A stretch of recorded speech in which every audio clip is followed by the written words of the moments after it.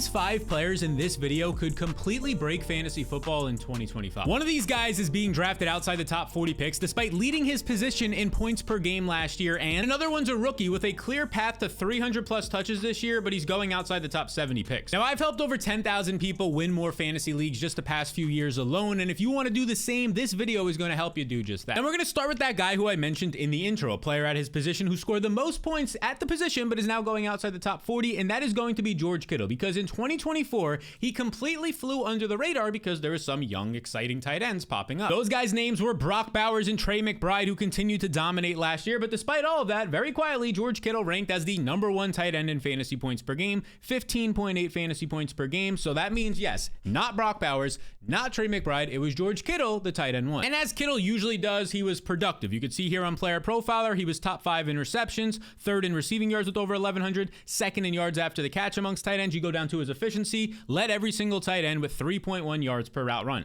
He's been an efficient monster every single year that he's been in the league, whether it's going out and running routes or just blocking. The dude was #1 across the tight end position as well, and basically every single thing that mattered. Yards per route run, like we mentioned, yards per target, explosive plays, dominator rating, all of it. I mean, this was vintage George Kittle at the peak of his powers, and entering this year, those things should continue to be the same, if not better, but the ADP, his average draft position in fantasy drafts, does not reflect it at all. I mean, let's just pull it up right now. George Kittle is slowly rising in drafts, but nowhere near quick enough. He's going as the 44th overall player right now. He's still going in round 4, almost round 5 of fantasy drafts. If we scroll up to where the other tight ends above him are going right now, I mean, we have to scroll a pretty far distance. You scroll here to Trey McBride, going almost 20 picks, almost 2 rounds earlier right now than George Kittle. You scroll even more to Brock Bowers. I get it. He set all the rookie records, not just at the tight end position, across all positions last year. 16th. He's going 30 picks, almost 3 rounds. Heck, if you're in a 10-team league, 3 rounds before George Kittle. That is a crazy gap. Now, look, don't get me wrong. Don't take this as me saying like, oh, Brock Bowers isn't good or George Kittle is better than Brock Bowers. No, it's just acknowledging a 30-point gap for a guy who scored more points than Brock Bowers points per game last year. And if you look at Brock Bowers, let's pull up this stat right here.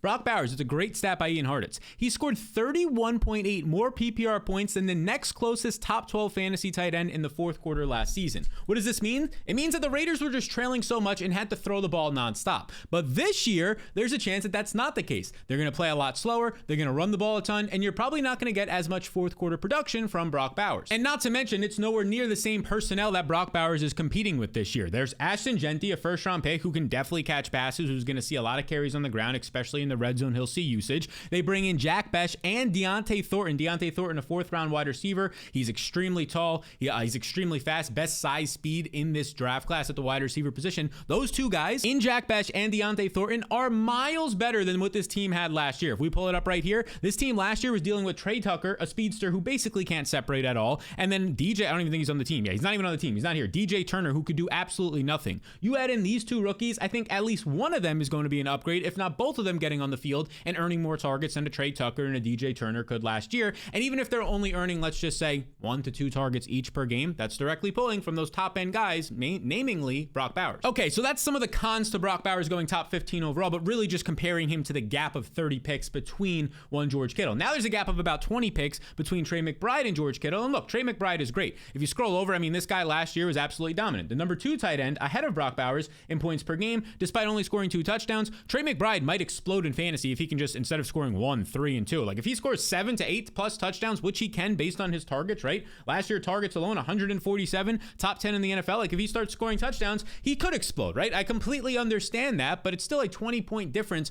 from George Kittle, even though Trey McBride right now isn't scoring those touchdowns. We're doing a lot of if-thens for these other tight ends, whereas George Kittle, you don't need to. He just does it every single year right now. George Kittle has finished as a top 5 tight end in fantasy points per game in 6 out of the last 7 seasons and has 25 touchdowns in the past 3 years. And what's even crazier is George Kittle's situation got better. Deebo Samuel is not there. If you look at all the splits with Deebo Samuel off the field the past couple of years, George Kittle scores significantly more points and gets significantly more targets. Then you also factor in that Brandon Ayuk is probably going to miss, as of right now, trending to miss the first week, if not the first 4 games of the season on the PUP list. Now you start looking at some of the splits with Brandon Ayuk and Deebo Samuel off the field. George Kittle skyrockets to scoring easily over 16 fantasy points per game, which would have been the tight end 1 last year. All of these things are great, but let's take it one step further and look at the strength of schedule right here. You can see the top end teams here have the hardest schedule just heading into the year. Of course, this will all change as we see these new teams and new coaches and new personnel. The Giants have the hardest schedule on paper right now, depending on what you look at. If we scroll all the way down, as of right now, the 49ers, based on on what we're looking at, have the easiest schedule, easiest strength of schedule. It's going to be some of the easiest defenses that they'll face compared to last year. Of course, some of those teams change. We try to account for that as much as we can. But with the information that we have, it's at least worth noting that Kittle is also going to have a soft schedule. Now, Kittle is 31 years old, which is starting to get older at that position, but it's nothing to be concerned about, especially when he was just productive and efficient last year, and the 49ers just extended this guy through 2029. So if you want an elite tight end one that you can get in the 4th or 5th round of your fantasy drafts without having to pay for that price tag, George Kittle is the guy right now who I think is going to break fantasy football. The next guy who I discussed in the intro, a rookie that can get 300 plus touches, he's going outside of like the top 60 fantasy picks right now, is Caleb Johnson. Like, he's the rookie that nobody is talking about enough right now, right? Like, RJ Harvey's getting a lot of hype. I'm giving him hype as well right now. Ashton Genty, of course, a top 10 overall pick. There's been some discussions about some other players, and Amarion Hampton as a first round pick. Caleb Johnson needs to be talked about way more. For a little bit of a background on him, in 2023, it looked like he wasn't even going to be much of an NFL player, right? Just 400 rushing yards, 3 total touchdowns. Then he breaks out for Iowa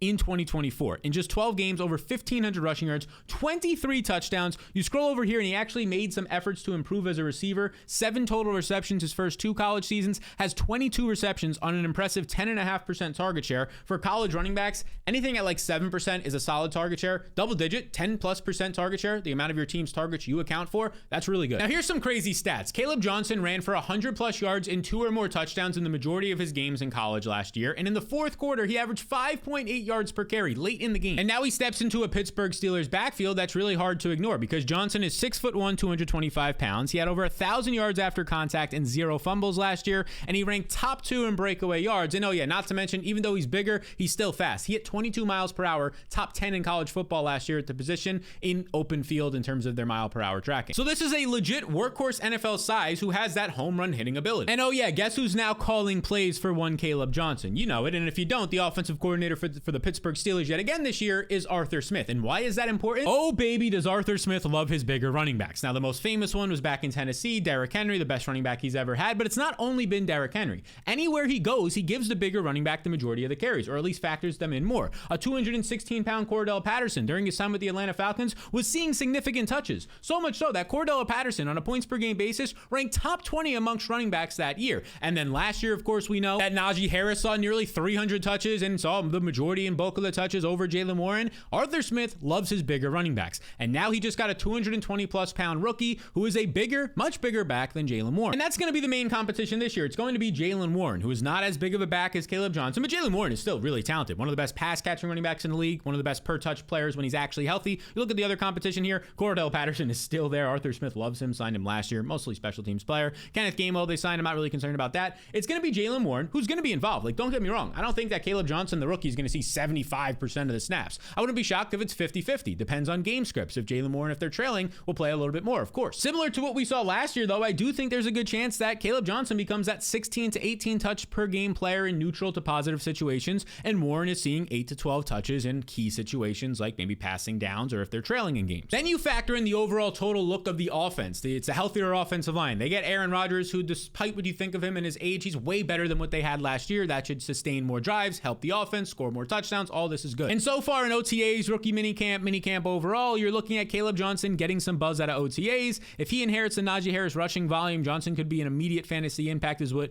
Theo Greminger says here. It's just a bunch of nice stuff about his speed, about his ability to break tackles, pass block, everything that you're seeing out of like a veteran running back, you're seeing out of this rookie in OTAs, which is noteworthy. He even got some praise from Mike Tomlin somewhat recently. This is a high volume, capable runner who was the center of his offense, a lot of NFL Sunday-like runs, right? This is a guy that they've said is a workhorse who can handle a load. Now there's nearly 300 touches available with Najee Harris gone. Caleb Johnson looks really good. And he starts to look even better when you look at it right now. He's going 68th overall, depending on the platform. He goes outside of the top 70 picks often right now. And if I look at other guys he goes around, Tony Pollard, yeah, give me Caleb Johnson. We scroll up here. I think it's pretty close with DeAndre Swift and Aaron Jones. I want Caleb Johnson over Quinshon Judkins, who's going to be in an offense that trails a lot, probably coming off the field for guys like a veteran in Jerome Ford, another pass catching back in Dylan Sampson. Like, just give me Caleb Johnson instead. Now, let me ask you something quick. Do you ever get to the point in your work week where you just think, I need something to look forward to? For me, that's been checking out Yankees games lately, because there's nothing like being at a stadium, grabbing a beer, and watching Aaron Judge launch a 450 450-foot home run. Which is why I want to give the sponsor of today's video, SeatGeek, a huge shout out. With over 28 million downloads, they are the #1 rated ticketing app, and for good reason. They've got tickets for over 70,000 events, concerts, sports, festivals, you name it. Now, I love using SeatGeek because they make the whole experience dead simple. I just pop open the app, and what I love is they actually rate every ticket from 1 to 10, so you know if it's a good deal. Green dot equals good, and red equals not so much. Plus, every ticket is backed by their buyer guarantee, and you know that I had to come through for you all. You can use code VETRI10 for 10% off your next set of tickets over on SeatGeek. That's 10% off any tickets, any amount when you use code VETRI10 on SeatGeek now. Make sure you click the link in the description to download the app and have the code automatically added to your account so you can use it later on. Thank you, SeatGeek, for sponsoring today's video. Now let's get back into it. Now, the next guy who could absolutely break fantasy this year, because I mean, he was that dude last year doing it before injury, is Rashee Rice. And let's look at exactly what he did for the Kansas City Chiefs before injury last year.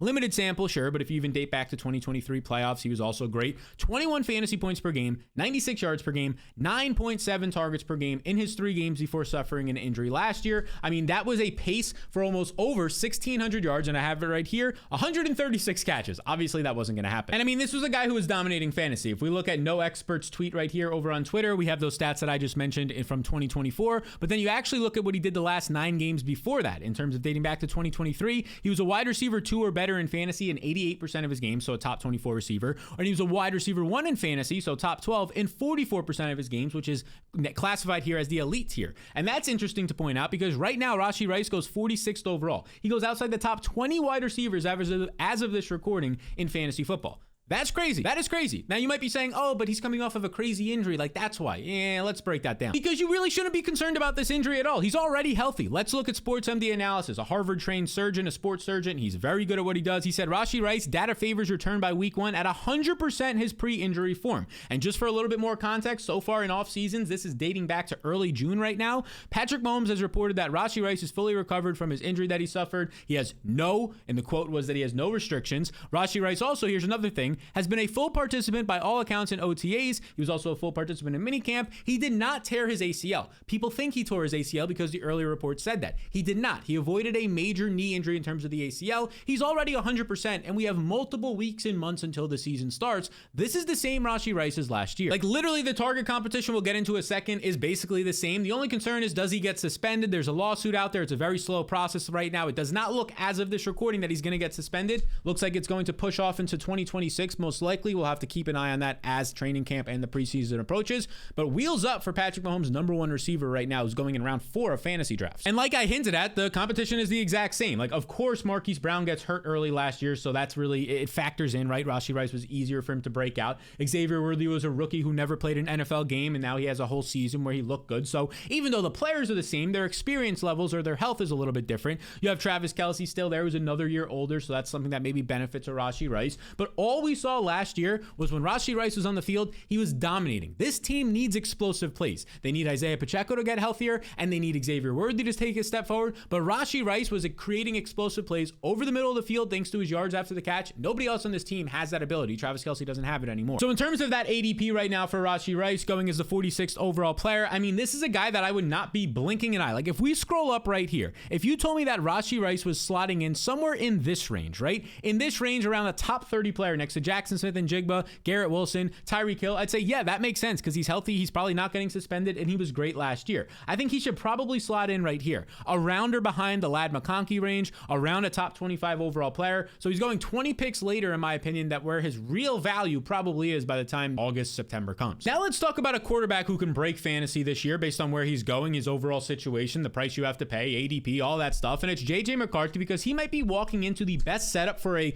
let's just call him a rookie quarterback, right? It's his second year, but he's never played for a basically quote unquote rookie quarterback. Might be the best setup that we've seen in 10 plus years. And it's pretty easy to see why. I mean, this guy is throwing to 2 first-round wide receivers and arguably the best wide receiver in the NFL in Justin Jefferson, Jordan Addison, who's a very good number 2 receiver, and he plays his role properly, a former first-round pick, so that's 3 first-round picks now, in TJ Hockenson. That's great. You look at the backfield, quietly one of the best backfields in the NFL, I would say, pure rusher in Jordan Mason, overall ability to break tackles, remain efficient, contribute as a pass catcher in Aaron Jones. All of this is great. You also then factor in that this is an offensive line that massively improved improve this offseason, maybe a top 5 offensive line now. And then there's Kevin O'Connell calling plays, one of the best play callers, especially for quarterbacks in the NFL. I mean, seriously, this is what Kevin O'Connell has done for past quarterbacks. He turned Sam Darnold into the quarterback 9 last year. Joshua Dobbs for 10 weeks was the quarterback 7 under Kevin O'Connell. And Nick Mullins averaged 18.1 fantasy points per game and 3 starts with Kevin O'Connell as his play caller. That's insane. And now Kevin O'Connell gets this 22-year-old quarterback who showed promise last year in training camp, is doing that right now in OTAs and minicamp and all of this, and in college was extremely efficient. JJ McCarthy is known for a guy who didn't have a lot of volume at Michigan because they were a run-heavy team, but he was averaging 9.1 yards per attempt. He was completing 73% of his passes, and a lot of these passes maybe were not downfield or outside the numbers, but he was completing those passes. And on his limited sample of downfield or outside the number throws, he was also great. And not to mention, very quietly, JJ McCarthy gives you some rushing upside as well. He had a 300 rushing season when he actually was able to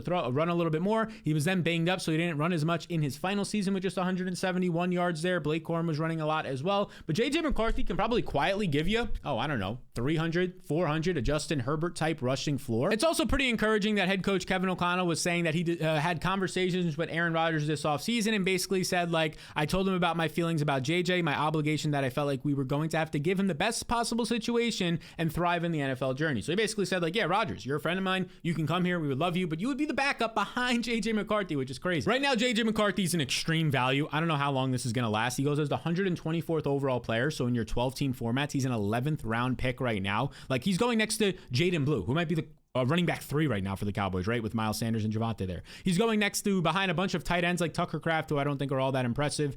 Drake May, like 10 picks later. That's probably fair. CJ Stroud going 15 picks before him is crazy sauce, like absolutely crazy for a guy with a bad offensive line and a guy who struggled immensely outside the top 24 quarterbacks last year. Doesn't have as much rushing upside as a JJ McCarthy. So yeah, give me JJ McCarthy in those later rounds. And by the way, before we keep going, if you actually want my top 50 overall rankings with tiers and they show you the best and worst values, it's like a cheat code for the early rounds of your drafts. It's linked down below. It's totally free right now. You can go ahead and get it, those top 50 rankings. That link will take you to this page where you just drop your email and that allows me to send it to you. You can either use the link in the description below or you can head to fantasyrankingsfree.com. That's fantasyrankingsfree.com to claim your top 50 overall rankings. And if you want to go even deeper with my top 250 overall rankings, that'll help you for your entire draft and all my other draft tools and in-season tools, you can get the Fantasy Blueprint. It's available right now. It's what I use for every single one of my leagues, and over 10,000 people used it last year to dominate their drafts. If you want to use that, all of those tools, you can check it out at jointheblueprint.com. It's also linked in the description. That's jointheblueprint.com. It's going to help you smack around your friends in fantasy a lot more this year. Now, the next player, a wide receiver, second-year player, who could break fantasy football this year is Ladd McConkey, because let's talk about it. He was basically doing it last year. He was quietly the wide receiver 16 overall in fantasy last year, but if you look at the splits, when he actually started to get some usage and he was a couple weeks into his career, he was looking really good. McConkey ranked top 10 in separation, route win rate, yards per route run, and contested catch rate. Contested catch rate is pretty crazy since the fact that this is a guy that a lot of people thought was only a slot wide receiver. No, he was top 10 in contested catches, often winning downfield. But I talked about those splits earlier. It was really weeks 8 to 18 when he finally started to see a lot more run, when he seemed like he was getting a little bit more into the offense used on the inside and the outside of parts of the field. Those final 10 games, he averaged 17.8 fantasy points per game on 7 targets a game and 88 receiving yards per game. That's 17.8 fantasy points per game. McConkey was a top 10 wide receiver during that stretch. We already saw it last year. Top 10 wide receiver out of Ladd McConkey over his final 10 games. And if you were to look at the game logs, there is a stretch here where he scored at least 14 fantasy points right here. Ready? In that week 10 on. So there's 18, there's 14, 20. You can just keep scrolling. He scored 14 or more fantasy points in 7 straight games to end the season. And if we look at some of the insights here, this is a good Twitter account, Football Insights.